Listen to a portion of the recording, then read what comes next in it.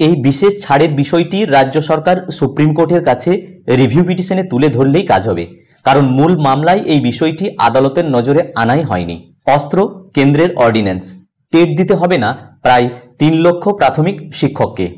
প্রাথমিক থেকে উচ্চ প্রাথমিক স্তর পর্যন্ত নিযুক্ত শিক্ষকদের জন্য টেট উত্তীর্ণ হওয়া আবশ্যিক। 1 সেপ্টেম্বর সুপ্রিম কোর্ট এই রায় দেওয়ার পর থেকে দেশ জুড়ে শিক্ষকদের মধ্যে আতঙ্ক তৈরি হয়েছে। শিক্ষার অধিকার আইনের রেট্রোস্পেক্টিভ এফেক্ট দিয়েছে সুপ্রিম কোর্ট, যার অর্থ 2010 সালে সংশ্লিষ্ট আইন কার্যকর হওয়ার আগে নিযুক্ত শিক্ষকরাও এই নির্দেশের আওতায় পড়বেন।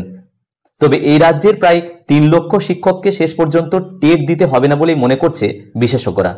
এক্ষেত্রে কেন্দ্রীয় অর্ডিন্যান্সই তাদের রক্ষা কবচ হতে চলেছে, কারণ 2009 সালে মানব সম্পদ উন্নয়ন মন্ত্রক এবং এনসিটিই এই রাজ্যের শিক্ষকদের 2014 সালের 31 মার্চ পর্যন্ত অন্যান্য কিছু যোগ্যতা মানের সঙ্গে আবশ্যিক টেটের ক্ষেত্রেও ছাড় দিয়েছিল।